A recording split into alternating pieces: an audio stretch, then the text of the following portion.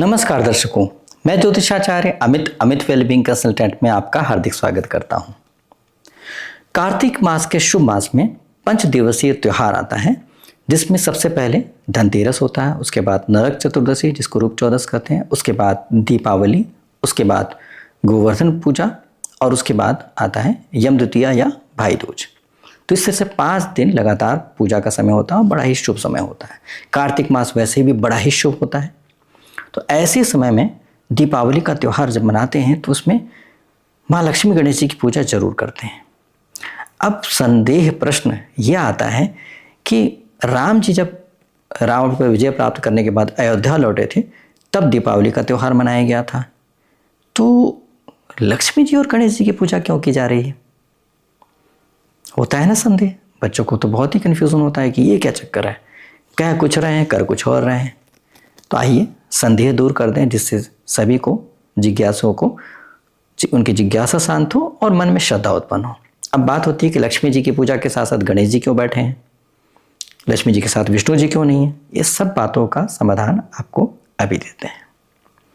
देखिए, सबसे पहली बात है कि दीपावली कार्तिक मास के अमावस्या को मनाई जाती है।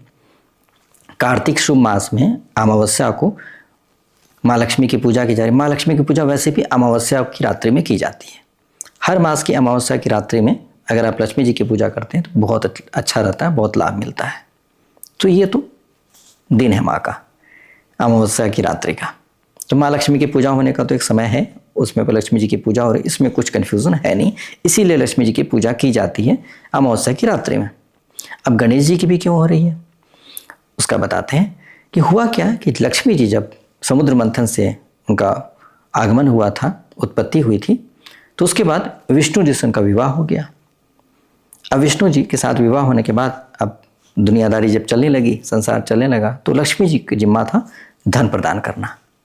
लक्ष्मी जी स्वयं देने के बजाय अपने भक्त कुबेर जी को ये जिम्मा दी कि भैया आप संभालो धन और आप देते जाना धन, जिसको बताऊंगी। लेकिन कुबेर जी बड़े ही कंजूस, कुबेर जी देते ही नहीं थे किसी को धन, सब कुछ बचा के खुद अपने पास रखने के चक्कर में रहते थे, देने में बहुत ही कंजूसी करते थे, बहुत मुश्किल से ही देते थे धन। तो ये सब समस्याएं देख के बहुत परेशान हुई लक्ष्मी। लक्ष्मी जी तो हृदय से देना चाह रही हैं और ये देने को राजी नहीं होते थे और सिस्टम ठीक से नहीं चल पा रहा था, बहुत दिक्कत हो रही थी। तो उन्होंने विष्णु जी से चर्चा किया कि ये समस्या आ रही है, क्या किया जाए। तो विष्णु जी ने कहा भाई किसी और को रख लो कुबेर जी की जगह पर।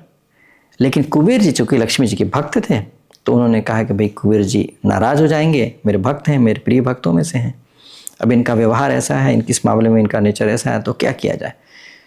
तो फिर इस बारे में फिर विष्णु जी ने सलाह दिया। इन लोगों ने, विष्णु जी लक्ष्मी जी ने मिल करके चर्चा करके एक समाधान ढूंढा। गणपति जी बहुत ही विद्वान हैं, बहुत ही, आप जानते हैं गणपति जी कितने विद्वान हैं, कितने चतुर हैं। तो ये जो कॉम्प्लिकेशन है इसको हैंडल कर सकते हैं गणपति जी। तो गणपति जी को बुला करके गणपति जी को कहा गया कि भाई कुबेर जी से आपको धन लेकर के देना है, जिनको मैं कहूँगी देने के लिए, जो भी योग्य पात्र होगा उसको धन दिया जाएगा। धन तो लक्ष्मी जी ही देती हैं, तो अब सबको तो धन नहीं देंगे। कोई व्यक्ति पापी है, उसको भोगना है, उसको धन नहीं मिलना चाहिए, उसको धन नहीं मिलेगा। लेकिन कोई अच्छा पुण्य आत्मा है, उसको धन प्राप्त होना चाहिए, तो लक्ष्मी जी उसको प्रदान करेंगे। तो क्या हुआ, इस तरह से गणपति जी अपनी जिम्मेदारी पकड़े। और उसके बाद क्या होता था, लक्ष्मी जी जब बोलती थी, गणपति जी को बोलती थी कि गणपति जी इनको धन दे दीजिए, तो गणपति जी क्या करते थे, कुबेर जी से धन मांगते थे, लेते थे और उसको उस व्यक्ति को दे देते थे। ऐसे करके धन का बड़ा अच्छा सिस्टम हो गया। अब कुबेर जी अपने लोभ में पड़ करके सिर्फ खजाना को, मतलब धन को रखने वाले ही बन गए, एक तरह से धन को संभालने वाले ही बन गए। डिस्ट्रीब्यूशन उनका काम नहीं रहा। अब डिस्ट्रीब्यूशन कौन करते थे, गणपति जी। तो इसीलिए गणपति जी विघ्नहर्ता है ही, ये विघ्न भी समाप्त कर दिए जो विघ्न आ रहा था धन प्राप्ति में, लोगों को धन की प्राप्ति में, लक्ष्मी जी का धन प्राप्त करने में धन में विघ्न आ रहा था, वो विघ्नहर्ता थी, विघ्न हर दिए। और साथ साथ क्या है कि स्मूथ कर दिए आपको धन प्राप्त करने में। तो इसलिए साथ साथ लक्ष्मी जी के साथ साथ गणपति जी की पूजा की जाती है। अगर गणपति जी की पूजा नहीं करेंगे तो फिर धन देगा कौन। तो लक्ष्मी जी माना कि धन की देवी हैं, लेकिन देते तो गणपति जी ही हैं, कुबेर जी से लेकर के। तो अब आपको समझ में आ गया होगा। तो इसलिए गणपति जी का पूजन भी साथ साथ करना चाहिए। अब आप जब लक्ष्मी जी की पूजा करें तो गणपति जी के प्रति भी बड़ी श्रद्धा उत्पन्न होगी कि अरे देने वाले तो गणपति जी हैं, लक्ष्मी जी हैं, धन वाली हैं, धन देंगी, लेकिन देने वाले डायरेक्ट हमें जो देंगे वो गणपति जी देंगे। तो अब आप पूजा करेंगे तो बड़ी श्रद्धा से गणपति जी की भी पूजा करेंगे, माँ लक्ष्मी की भी पूजा करेंगे। और कुबेर जी किस लिए की जाती है? कुबेर जी हमारा धन संभाले हुए हैं। तो इस तरह से करके आप पूजा करते हैं। साथ साथ इस बात का भी ध्यान रखिएगा कि लक्ष्मी जी और गणपति जी कैसे बैठे हों। देखिए ये बात तो स्पष्ट है कि लक्ष्मी जी के पति जो हैं विष्णु भगवान हैं। अब होता क्या है, पति पत्नी का कैसा नियम है, कैसे बैठते हैं? कोई भी पति पत्नी चाहे कहीं भी विदेश में भी हो, चाहे भारत में हो, चाहे अपने शास्त्र में हो, कहीं भी हो, पति के बाईं तरफ पत्नी बैठती है, मतलब वाम अंग, लेफ्ट साइड को पत्नी बैठती है। मतलब जो पुरुष होता है, पति होता है, उसके बाईं तरफ पत्नी बैठती है। तो यहाँ पर अगर पति के बाईं तरफ, किसी भी व्यक्ति के बाईं तरफ कोई बैठा है तो उसको माना जाएगा कि उसकी पत्नी ही होगी। बहन या कोई और रिश्ता है तो वो दाहिनी तरफ बैठेंगे। तो इसीलिए हमेशा ध्यान रखना है कि गणपति जी के दाहिनी तरफ लक्ष्मी जी होनी चाहिए, बाईं तरफ नहीं होनी चाहिए। अगर बाईं तरफ लक्ष्मी जी हैं तो उनको पत्नी के जैसा माना, मतलब उस जगह पे आ जाएंगी तो उनका अपमान है। देवी माँ का भी अपमान है, गणपति जी का भी अपमान है, क्योंकि माँ बेटे जैसा संबंध है यहाँ पर।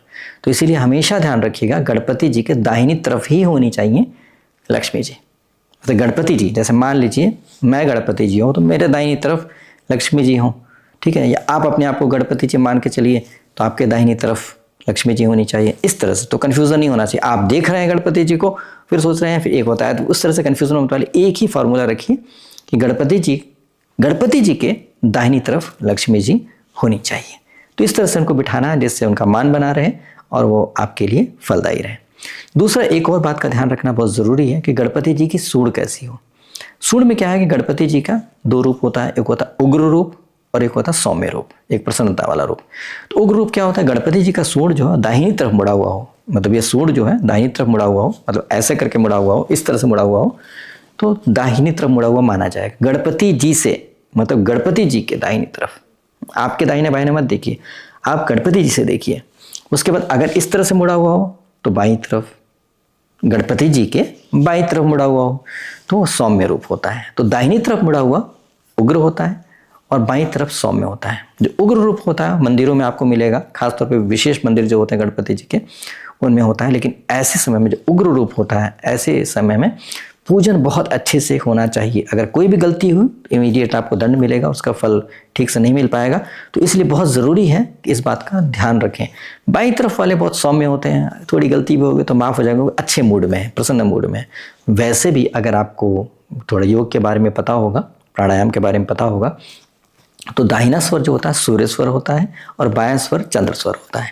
तो इससे क्या होता है, गर्मी बढ़ानी हो शरीर में तो दायां स्वर, नाक को बंद कीजिए, बायां वाला बंद कीजिए और दाहिने से स्वर चलाने लगे। दोनों में नाक में बराबर हवा का जो होता है, सांस लेने का नहीं होता है।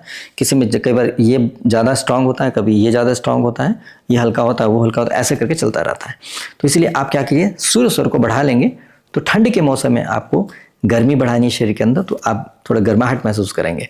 और इसी तरह से आप अगर ठंड के मौसम में आपको गर्म करना है अपने आप को तो दाहिना करेंगे, और गर्मी के मौसम में ठंडा करना है तो आप दाहिना वाला बंद करके थोड़ी देर के चलाएंगे, थोड़ी देर में वो एक्टिव हो जाएगा तो आपको शीतलता महसूस होगी। तो इसीलिए बायां स्वर जो होता है चंद्र स्वर होता है, वो शीतलता देता है, और दाहिना स्वर जो होता है वो गर्मी देता है, कि सूर्य स्वर है। तो इस तरह से आपको ये जानकारी भी मिल गई, और इस तरह से गणपति जी का कौन सा रूप रखना है वो आप देख लीजिएगा। आजकल क्या होता है, कन्फ्यूज़न बहुत होता है मूर्तिकारों को, तो वो क्या करते हैं, सीधा सीधा सूंड ऐसे कर देते हैं कि ना दायां ना बायां, ताकि उनकी मूर्ति बिकने में कोई दिक्कत ना आए। तो वैसे भी कोई दिक्कत की बात नहीं, वैसे रूप में तो ना कूल है ना एग्रेसिव है, दोनों रूप है, तो कोई दिक्कत की बात नहीं है। तो इसलिए वैसे भी आप ले सकते हैं जो सूंड सीधा सा हो, लेकिन बायां मिल गया तो बहुत अच्छा होता है, क्योंकि आपसे गलती कुछ हो गई तो आपको माफ़ी मिल जाती है जल्दी से गणपति जी से। अच्छा, इसके साथ ये तो गणपति जी के बारे में हो गया। अब माँ लक्ष्मी के रूप में क्या खास विशेष होना चाहिए? एक तो माँ लक्ष्मी कमल में विराज रही हो, ऐसा हो तो बहुत ही बढ़िया, ऐसा मिल जाए तो बहुत ही बढ़िया बात है। साथ साथ दूसरा क्या, इनका चेहरा बहुत ही प्यारा होना चाहिए, कि देवी माँ है ना। अब लोग क्या होता है, टेढ़ी मेढ़ी अजीब सी आंखें बड़ी छोटी होती हैं, कभी मुंह टेढ़ा सा होता है, आप खुद तो अपने आप को ब्यूटी पार्लर जाकर सुंदर बनने की कोशिश कर रहे हो, भगवान ने आपको शक्ल सही दिया होगा, फिर भी आप सुंदर बनने की कोशिश कर, बहुत सुंदर बनने की कोशिश करते रहते हो, सारा जीवन कोशिश करते हो, और देवी माँ का रूप इतना बेकार सा रूप लेकर के, तो देवी माँ खुद क्या पसंद करेंगी वो कि आप ऐसे घटिया स्वरूप को पूजन कर रहे हो? तो ऐसी मूर्ति तो खरीदनी ही नहीं चाहिए, लेनी ही नहीं चाहिए। जिससे मूर्तिकार जो बना रहे हैं वो भी ध्यान देंगे कि सुंदर मूर्ति ही लोग खरीदते हैं तो सुंदर ही बनाने लगेंगे, नहीं तो क्या है वो कुछ भी बना के बेच देंगे, लोग खरीद ही लेंगे ऐसा करके। तो मत कीजिए। अगर आपको मूर्ति नहीं मिल रही है मत लीजिए मूर्ति, लेकिन फोटो से कर लीजिए, लेकिन आप लीजिए तो बहुत सुंदर फेस वाली मूर्ति लीजिए, सबसे पहली बात। दूसरी बात ध्यान रखिएगा, मूर्ति में इस बात का ध्यान रखिएगा उनके पैर नहीं दिखने चाहिए। एक तो पद्मासन में बैठी हो तो बेस्ट है, और उनके पैर नहीं दिखने चाहिए, क्योंकि लक्ष्मी जी चलायमान है और चल पड़ती हैं, वो रुकती नहीं है। तो जब पद्मासन में बैठी हैं तो बड़ा आसानी से नहीं चल पाएंगे ना, कोई भी बैठा हुआ तो अचानक बोले चलेंगे तो उठेंगे, खड़े होंगे, फिर चलेंगे, कई स्टेप्स हो जाते हैं। तो इसलिए ऐसा हो जो टिक जाए, आपके यहाँ पर आराम से बैठे रहें, इसलिए बैठा हुआ रूप में लाइएगा तो बेस्ट रहेगा। पैर ना दिखें तो बेस्ट है, क्योंकि पैर नहीं दिखने का मतलब होता है मतलब गति नहीं आ पाएगी। हाँ, पैर समेट के व्यक्ति बैठता है इसका मतलब बैठने के मूड में, और जब जाने के मूड में तो पैर दिखते हैं किसी व्यक्ति के भी। कभी भी आप बैठ रहे हैं तो समेट के बैठेंगे, इसका मतलब आप बैठना चाहते हैं। तो इसका मतलब ऐसा रूप लाएं जिसमें लक्ष्मी जी बैठना चाहती हैं, आपके पास विराजें, हमेशा रहें आपके पास लक्ष्मी, तभी तो आप धन के कष्ट से मुक्त होंगे, धनवान होंगे, संपन्न होंगे, और आपके जीवन में हर तरह के गरीबी से बच पाएंगे और सभी तरह के सुख सुविधाओं से आनंद लाभ ले पाएंगे। तो उम्मीद करते हैं आप सभी इस तरह से बहुत अच्छे तरीके से समझ पाए होंगे, चीज़ों को महत्व समझ पाए होंगे और अच्छे से पूजन कर पाएंगे। साथ साथ राम जी भी आए थे तो आप दीपावली मनाएंगे, खुशियाँ मनाएंगे, तो खुशियाँ मनाने का भी उत्सव है, लक्ष्मी जी और गणेश जी का भी उत्सव है, और आपको धन प्राप्त करने का दिन भी बन रहा है। तो कार्तिक मास का जो शुभ अवसर है इसको हर तरह से, राम जी इसकी खुशी भी मना रहे हैं, और गणपति जी से धन प्राप्ति करने के लिए लक्ष्मी जी के साथ विराज करके उनसे धन प्राप्ति कर रहे हैं। कुबेर जी को प्रसन्न करेंगे, भाई थोड़ा सा मेरे लिए थोड़ा बड़ा दिल करो, निकालो ज़्यादा, और गणपति जी ताकि आसानी से दे पाएँ। इस तरह सबको प्रसन्न करके आप अच्छे से धन की प्राप्ति करें, खुशियाँ मनाएं, सुखी रहें, प्रसन्न रहें।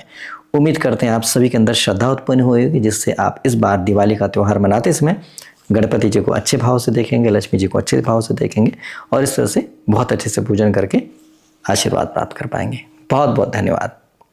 यदि आपको मेरा वीडियो पसंद आया तो आप मेरे वीडियो को लाइक कर सकते हैं, और आपको और भी देखने का मन है, आगे भी देखने का मन है, तो मेरे चैनल को सब्सक्राइब कर लीजिए, जिससे मेरा चैनल गुम ना हो जाए। आपको कहीं पता चला कि पसंद तो आया वीडियो, आपको मिल नहीं रहा है कहाँ था, तो ऐसा नहीं होना चाहिए। तो इसके लिए आप साथ में सब्सक्राइब कर लीजिए, और सब्सक्राइब करने के बाद जो मेरे नए वीडियो अपलोड होंगे वो काम के ही होते हैं, तो आप अगर ऑल नोटिफिकेशन को भी प्रेस कर देंगे तो मेरा जैसी अगला वीडियो अपलोड होगा वो आपको नोटिफिकेशन आ जाएगा कि मेरा वीडियो अपलोड हो गया, और आप क्लिक करके देख पाएंगे। तो इससे आप समय पर आप वो सारे उपाय जो सारे बातें आपको बताते हैं वो आप जान पाएंगे, जिससे आपके मन में श्रद्धा उत्पन्न होगी और आप सही तरीके से पूजन करके लाभ ले पाएंगे। बहुत बहुत धन्यवाद।